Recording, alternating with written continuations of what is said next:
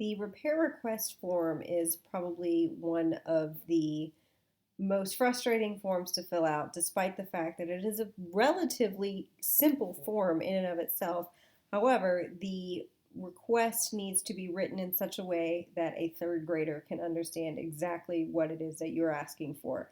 And by that I mean you need to be crystal clear with who is doing what work, when the work is expected to be completed by and invoices turned in, how much money is specifically going to any repairs if you're asking for money, and to whom that money is going to.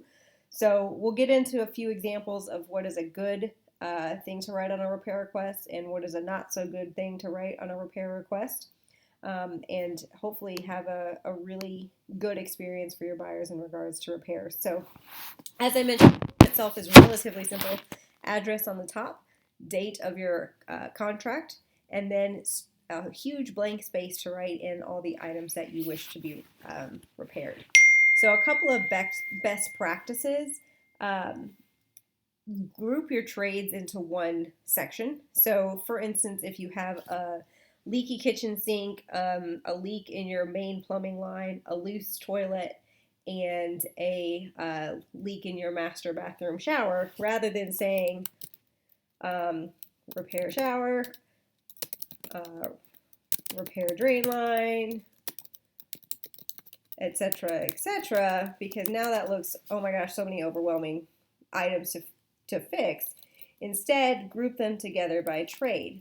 Now, if I'm representing the buyer when writing a repair request, which obviously I am, I'm going to require licensed professionals to do all of the work that I'm asking to do, aside from things like extend a downspout or something like that. So in this case, licensed plumber to repair leak in master bathroom shower, page 1, we'll say, of our inspection report. Repair leak in main drain line, we'll say in crawl space, and we'll say that's on page 2. Repair loose toilet in hall bathroom, we'll say that's on page 3. And repair leak under kitchen sink, page 4. So now, as a seller receiving this list, okay, they just want a plumber to come out and make a few things, versus if this was in 4 different things, now it's all just one item and it looks a lot less overwhelming. And when I say make this so a third grader can understand this and read this, if I'm a seller, I know exactly that where these leaks are in the master bathroom shower, in the drain line in the crawl space, a loose toilet in the hall bathroom, and a leak under my kitchen sink. And we would send supporting documentation, photos, and notes from the inspector to show even further where those items need to be repaired. Now, I'm going to pause for a second and include some good agent karma. You never want to send the entire inspection report. As a listing agent, it is incredibly frustrating to receive an entire inspection report, because if the deal goes south, you now have knowledge of every defect in that house, and your sellers are now required to disclose or fix all of that. So be a good agent, have good agent karma, and only send, if I'm only asking for these plumbing repairs and it's a 20-page report, only send pages 1 through 4 instead of all 20 pages.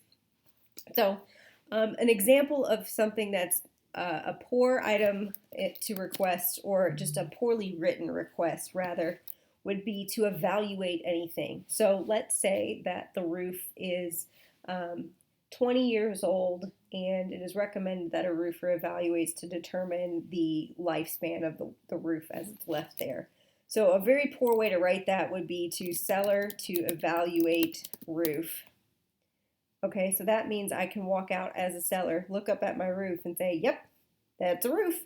And technically I have fulfilled this item as we have written it. So the inspection period is our time to do all of our own due diligence. So if our home inspector says, hey, the roof looks like it's getting close to the end of its life, it would be in our best interest as the buyers during our inspection period to say, hey, we need a roofer to come out there and see if this roof is really okay or if it's not. Then we get the roofer's report back, And if it says that the roof is covered in hail damage and shingles are falling off and whatever, now we can say professional roofer to replace roof, because we have supporting documentation that indicates that this roof is no longer good, versus just saying, hey, evaluate it.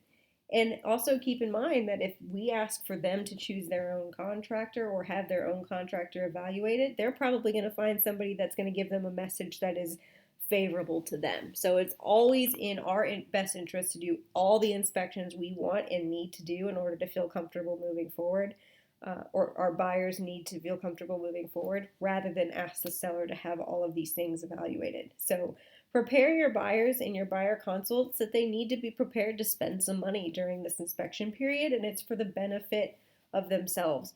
You know, consider it a $500-600 investment to potentially save them thousands. And if they understand it in that perspective, they might be a little bit more willing to shell out $60 for an HVAC guy to come out and tell them what's really wrong, versus guess and end up having to replace a furnace in a year's time. So these are just a couple of examples of how to write items in the inspection report. And again, remember to avoid things like evaluate this, or just putting the defect. So another poorly written thing would just be like leaking bathroom shower, leaking, let's go back, leaking master bathroom shower. This doesn't tell me what to do as a seller. I can't look at this and say, okay, what do you want me to do? Do you want me to fix the leak? Do you want me to replace my entire shower? Do you want me to just know that it's a problem? Because you aren't asking me specifically what to do here. So again, crystal clear, licensed plumber to do this, licensed contractor to do that, professional roofer, professional mason. If you don't know what requires a license or not, feel free to ask, and we'll make sure that you write a really well-worded and intelligent report.